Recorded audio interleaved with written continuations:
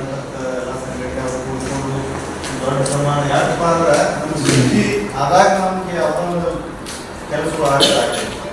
ಉದ್ದೇಶಿಸಿದ ನಮ್ಮದು ಪ್ರಾಮಾಣಿಕತೆಯಿಂದ ಇರೋದ ಎಲ್ಲರೂ ಒಗ್ಗಟ್ಟಾಗಿ ಒಂದು ಕೆಲಸ ಮಾಡೋಣ, ರೈತರಿಗೆ ನ್ಯಾಯ ಕೊಡಬೇಕಾಗೈತಿ. ಎಲ್ಲ ಜನ ಸೋತ್ಬಿಟ್ಟರು. 80ರ ದಶಕದಿಂದ ಹೋರಾಟಗಳಾಗ್ತಾವ. ಅವಾಗ ಹೋರಾಟ ಮಾಡೋವರೆಗೂ ಒಂದು ಹಠ ಇತ್ತು, ಅಧಿಕಾರಿಗಳು ಅನಿಸ್ತಿದ್ರು, ಶಾಸಕರು ಯಾರು ಕೂಡ ಇವತ್ತಿನ ಕಾಲದಂಗೆ ಇವ್ರದ್ದು ಅಡ್ಡಾಡುವಂಥ ಸ್ಥಿತಿ ಇರಲಿಲ್ಲ. ಮನ್ಯಾಗ ನಾವು ಇವತ್ತು ಅಂಬ್ಲಿ ಕುಡಿಯುವಲ್ಲಿ ಯಾರು ಯಾವುದು ಚಮಚಾಗಿ ಗೊತ್ತಾಗತ್ತೆ ಅಂದ್ರೆ ಬಕೆಟ್ ಹಿಡಿದು ಕೆಲಸ ಮಾಡ್ತಿರ್ತಿಲ್ಲ ರಾಜಕಾರಣಿಗಳು. ನೇರವಾಗಿ ಮಾತಾಡ್ತಿದ್ರು. ರಾಜಕಾರಣಿ ಬಾರ ಹೋಗು ಅನ್ನುವಂಥದ್ದು ನೀವು ಗೊತ್ತಿದ್ದಿಲ್ಲ ನನಗೆ. ಈ ಬೆಳಗಾವಿ ಜಿಲ್ಲೆಯಲ್ಲಿ ಒಬ್ಬರು ಕೂಡ ಬಾಬಾಗೌಡ ಪಾಟೀಲ್ ಬಾರ ಹೋಗೋಣ ಅಂತೇಳಿ ಮಾತಾಡ್ತಿದ್ರು. ರಾಜಕಾರಣಿಯನ್ನು ಮಾತ್ರ ಒಬ್ಬ ಅಧಿಕಾರಿ ಮಾತ್ರ ಅಂತ ಒಂದು ಗಡ್ಡಸ್ಥನ ಇಟ್ಕೊಂಡು ಮಾಡಿದರು ರೈತ ಸಂಘಟನೆಯನ್ನ. ಅದಕ್ಕೊಂದು ಬೆಲೆ ಇತ್ತು. ಯಾವತ್ತಿದ್ರು ಹೇಳ್ತಾನೆ ನಮ್ಮ ಉತ್ತರ ಕರ್ನಾಟಕದಾಗ ನಮ್ಮ ಮುಂದೆ ಹುಟ್ಟಿದ್ರು ರೈತ ಸಂಘಟನೆ.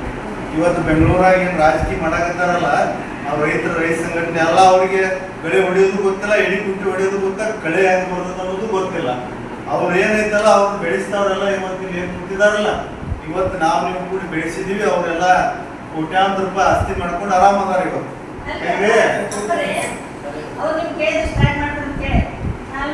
ಸಾಕಷ್ಟು ತೊಂದರೆಗಳಾಗಿದಾವು. ಇನ್ಮೇಲೆ ಅದು ಆಗಬಾರ್ದು ಅನ್ನೋ ಒಂದು ಉದ್ದೇಶದಿಂದ ತಾವೆಲ್ಲರೂ ಏನು ನಿರ್ಣಯ ತೋತಿರೋದಕ್ಕೆ ನಾವು ಬಂದಿರ್ತೀವಿ. 14ನೇ ತಾರೀಕಿಗೆ ಯಾವ ಥರ ಮಾಡೋದು ಕಾರ್ಯಕ್ರಮನ ಇವತ್ತು ನಮ್ಮ ಪ್ರತಿಷ್ಠೆಯನ್ನು ಬಿಡೋಣ. ಎಲ್ಲರೂ ಒಂದು ಹೋರಾಟವನ್ನು ಮೊದಲಿನ ತಾರೀಕು ಗಟ್ಟಿ ಮಾಡುವಂಥ ಕೆಲಸ ನಾವು ಮಾಡ್ತೀವಿ. ಅನೇಕ ತೊಂದರೆಗಳದಾವ. ಎಲ್ಲರೂ ಪಾಪ ನೋಡ್ರಿ, ದನ ಕರ ಬಿಟ್ಟು ಬಂದಿದ್ದೀರಿ, ತಾವು ತಾಯಂತರು ಬಂದಿರಿ, ಎಷ್ಟೋ ಜನ ತಮ್ಮ ಕೆಲಸಗಳು ಯಾಕೆ ಬಂದಿರಪ್ಪ ಅಂತಂದ್ರೆ ಇವತ್ತು ನಾವು 5 ಎಕರೆ ಒಳಗಿನವ್ರು ಭೂಮಿಯವರು ಜಾಸ್ತಿ ಅದಾವೆ. 10-20 ಎಕರೆದವ್ರು ಭಾಳ ಕಡಿಮೆ ಇದ್ರಾಗ ಕೂತಾವ್ರು. ಏನೋ ಇರ್ಬೋದು ಒಬ್ರಿಬ್ರು ಗೌಡ್ರು ಅಂತವ್ರು. ದಯಮಾಡಿ ಅರ್ಥ ಮಾಡ್ಕೊರಿ. 5 ಎಕರೆ ಒಳಗಿನವ್ರು ಇವತ್ತು ನಾವೆಲ್ಲ ಕೂಲಿ ಕಾರ್ಮಿಕರು ಅಂತೇಳಿ ಲೆಕ್ಕಕ್ಕೆ ಬರ್ತೇವೆ. ನಾವೆಲ್ಲರೂ ಕೂಲಿ ಕಾರ್ಮಿಕರು. ಇವತ್ತು ದುಡಿದ್ರೆ ನಮ್ಮ ಜೀವನ ನಡೀತಾವ. ದೊಡ್ಡಸ್ತಿಗೆ ಮಾಡೋದ್ರಾಗ ಏನು ಆಗ್ತಿಲ್ಲ. ಅದಕ್ಕಾಗಿ ನಾವು ಇದ್ದದ್ರಾಗ ಹೇಗೆ ಬದುಕಬೇಕು, ಒಳ್ಳೊಳ್ಳೆ ಕಾರ್ಯಗಾರಗಳನ್ನ ಹಾಕೋಣ. ರೈತರಿಗೆ ಏನು ಮಾಡಕ್ಕೆ ಸಾಧ್ಯ ಐತೆ ಎಲ್ಲ ಪ್ರಯತ್ನ ಮಾಡೋಣ. ಮಹಿಳೆಯರಿಗೆ ಏನು ಮಾಡಕ್ಕೆ ಸಾಧ್ಯ ಐತೆ ಸಾಕಷ್ಟು ಅದಾವ. ತಾವೇನು ಮಾಡಾಕತ್ತೀರಪ್ಪ ಅಂದ್ರೆ ಇವತ್ತು ನಿಮಗೊಂದು ಸಣ್ಣ ಕ್ವಶನ್ ಹೇಳ್ತಾನೆ. 3 ಚೀಲ ನಾವು ರೈತ ಹೋಗ್ತಿರ್ತಾನೆ ದೊಡ್ಡ ರೈತ, ನಾ 20 ಚೀಲ ಹೋಗ್ತಿರ್ತೀನಿ ಸಣ್ಣ ರೈತ. ನಾವು ಇವತ್ತು 3 ತಿಂಗಳು ಇಟ್ಕೊಳ್ಳುವಂತ ನಮ್ಮ ಸೌಜನ್ಯತೆ ಇಲ್ಲ. ಹೊಲದಾಗ ಬ್ಯಾಗಡಿ ಅಳಿಸಿರ್ತೇವೆ, ಅವನು ಕರಿತೇವೆ. ಹೆಂಗಪ್ಪ ಅಂತಾರೆ 2,500 ಇನ್ನೊಂದು 100 ರೂಪಾಯಿ ಕೊಡೋ ಮರ, 2,600 ರೂಪಾಯಿ ಹಾಕೊಂಡು ಅಲ್ರಿ 3 ತಿಂಗಳು ಕಷ್ಟಪಟ್ಟು ಬೆಳೆದಂಥ ವಸ್ತುನ ಕಾಳು ಮನ್ಯಾಗ ಇಟ್ಟು ಬಿಡುವಂಥ ತಾಕತ್ ನಮಗಿಲ್ಲ ಇವತ್ತು. ಅರ್ಥ ಮಾಡ್ಕೋರಿ. ನಾವು ಎಷ್ಟು ಕೆಟ್ಟ ಆಗೈತೆ ಅಂದ್ರೆ ನಮ್ಮ ಮನಸ್ಥಿತಿ. ಅದನ್ನ ನಾವು ಒಂದು ಸ್ಟೋರೇಜ್ ಮಾಡಿ ಇಟ್ಕೊಂಡು ಒಳ್ಳೆ ಬೆಲೆ ಬಂದಾಗ, ಈಗ ನಾವು ಯಾವತ್ತಿದ್ರು ಕಚ್ಚಾ ವಸ್ತುವನ್ನು ಬಿಟ್ಟು ನಾವು ಯಾವಾಗ ನಾವೇ ಒಂದು ಬ್ರ್ಯಾಂಡಿಂಗ್ ಮಾಡಿಕೊಂಡು ನಮ್ಮ ಮಹಿಳೆಯರು ಸಾಕಷ್ಟು ಕೆಲಸಗಳಿದಾವೆ ನಿಮಗೆ ಮಾಡ್ಬೋದು. ನೀವು ತಾವು ಯಾರು ಮುಂದೆ ಬರ್ತಾ ಇಲ್ಲ. ಇವತ್ತು ನಮ್ಮ ರೈತರು ಹಂಗೆ ಎಷ್ಟು ಇದಾಗಿದ್ದಾರೆ ಅಂದ್ರೆ ದಿನ ಒಂದು 300 ರೂಪಾಯಿ ಸಿಕ್ಕರೆ ಸಾಕು ದುಡಿಯಾಕ ತಮ್ಮ ತೆಗೆದುಗಳು ಮಾಡ್ಬೋದು. ಇದಾವೆಲ್ಲ ನಮ್ಮ ಕೆಲಸಗಳು ನಮ್ಮ ಹತ್ರ ಇದಾವೆ. ನಾವು ಮಾಡ್ಕೊಳ್ಳೋವಂಥ ನಮ್ಮ ಮನಸ್ಥಿತಿ ಇಲ್ಲ. ದಯಮಾಡಿ ಅದನ್ನು ಮಾಡಬೇಡಿ. ನಿಮ್ಮ ವಸ್ತುಗಳಿಗೆ ಇವತ್ತು ಸರ್ಕಾರ ಹೇಳ್ತೀನಿ ನಿಮಗೆ, ಇವತ್ತು ನಾವೆಲ್ಲರೂ ಒಂದು ನಿರ್ಣಯ ಮಾಡ್ಕೊಳ್ಳೋಣ. ಏನಪ್ಪ ಅಂತಂದ್ರೆ 1 ವರ್ಷ ಅರ್ಥ ಮಾಡ್ಕೊಳ್ಳಿ ನೀವು. ನಾವು ರೈತರು ನಮಗೆ ಎಷ್ಟು ಬೇಕಂತ ಬೆಳ್ಕೊಂಡು ಕೂತ್ರೆ ಈ ಪರಿಸ್ಥಿತಿ ಏನಾಗುತ್ತೆ ಜಗತ್ತಿಗೆ ಗೊತ್ತಾಗಬೇಕಂತಂದ್ರೆ ಇವತ್ತು ನಾವು ನಮ್ಮ ಆಹಾರ ಪದಾರ್ಥ ನಾವು ಬೆಳೆದಂಥ ಇವತ್ತು ನಾವು ದವಸ ಧಾನ್ಯಗಳಾಗಿರ್ಬೋದು ಎಲ್ಲರ ಬಗ್ಗೆ ನಮಗೆ ಗೌರವ ಇರ್ಬೇಕು.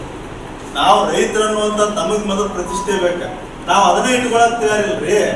ನಮ್ಗೆ ಅದರದ ಬರೀ ನಾವು ರೈತಕ್ಕೆ ಮಾಡ್ತೇವೆ ಅಂತ ಮುಖ ಕಿವು ಚಿತ್ಕೊಂಡು ಹೇಳ್ತೇವೆ. ಇವತ್ತು ಏನು ಮಾಡ್ತಿರಪ್ಪ ಅಂದ್ರೆ ನಾನು ರೈತ ಅಂದ್ರೆ ರೈತ ಅಂದ್ರೆ ಬೆಲೆ ಇಲ್ಲ.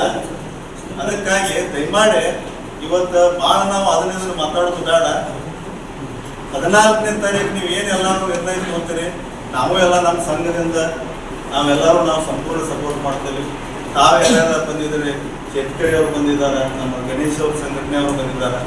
ಎಲ್ಲರೂ ಎಷ್ಟು ಸಾಧ್ಯಕತ್ತೆ ಅಷ್ಟು ಹೇಳಿದ್ರು. ಅವ್ರು ಒಂದು 3 ಹಾಕೋಳು ಹೆಂಗ್ರಿ ನೋಡ್ರೆ 1-2 ಬೇಡ ದಯಮಾಡಿ. ಯಾಕಂದ್ರೆ ಒಂದು ಇದು ಅವಶ್ಯಕತೆ ಐತೆ ನಮಗೆ. ಈ ಮಹಿಳೆಯರದ ಈಗ ಮೈಕ್ರೋ ಬ್ಯಾಂಕ್ಗಳೆಲ್ಲ ನೀವೆಲ್ಲ ತೊಗೊಂಡಿರ್ತೀವಿ. ಮೈಕ್ರೋ ಫೈನಾನ್ಸ್ಗಳ ಲೋನ್ಗಳು ಸಾಕಷ್ಟು ಕಿರುಕುಳ ಆಗತ್ತಾವ, ಅದನ್ನೂ ಒಂದು ಮಾಡೋಣ.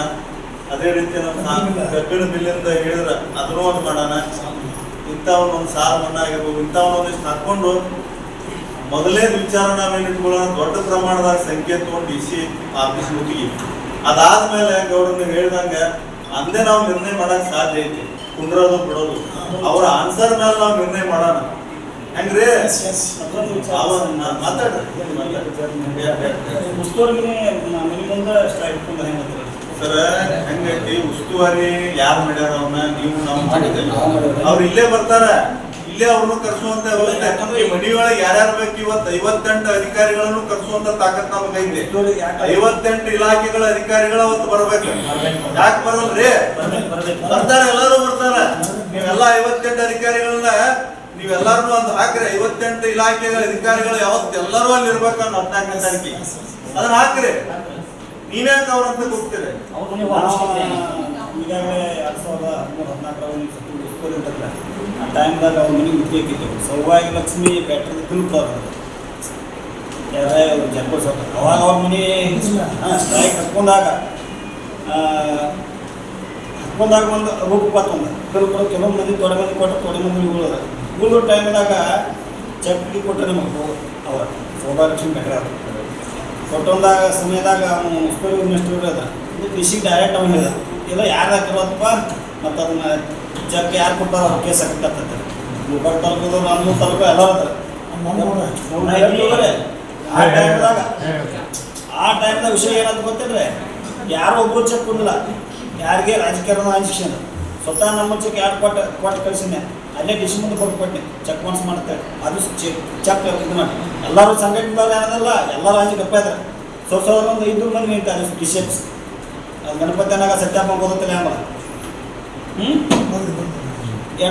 ಆ ಟೈಮ್ದಾಗ ಇಲ್ಲಂದ್ರೆ 6 ರಿಂದ 7 ಕೋಟಿ ರೂಪಾಯಿ ಬಿಲ್ ಕೊಟ್ರು ಅವ್ರು.